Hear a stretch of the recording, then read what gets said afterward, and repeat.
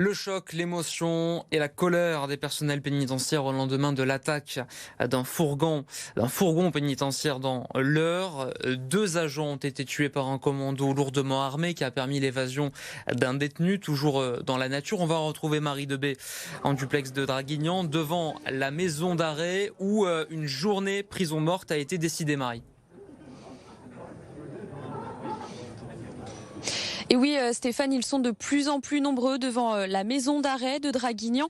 Vous les voyez derrière moi, les surveillants de prison se sont donné rendez-vous ce mercredi matin à 6h pour rendre hommage à leurs collègues décédés hier, mais aussi pour exprimer leurs craintes et leur mécontentement face à l'insécurité à laquelle ils font face. Je suis d'ailleurs avec Philippe Schreck, député de la 8e circonscription du Var.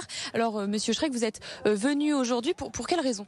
Oui, je tenais à être parmi eux, avec eux, et ce depuis 6h moins le quart ce matin, pour partager déjà leur peine et leur chagrin, tout simplement, pour continuer à comprendre leurs sentiments de colère qui existent, il ne faut pas se le cacher.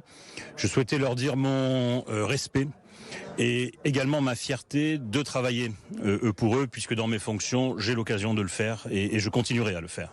Mais vous êtes d'ailleurs président du groupe d'études prison et conditions carcérales à l'Assemblée nationale. Est-ce que vous allez parler de ce sentiment d'insécurité ressenti par les agents, essayer de remédier à cela ? Alors nous l'avons déjà fait. À titre personnel, j'ai déposé de nombreux amendements lors de la loi de finances pour améliorer la sécurité active et la sécurité passive des prisons et des surveillants pénitentiaires. Tous ces amendements ont été rejetés pour des problèmes économiques et puis des fois dogmatiques.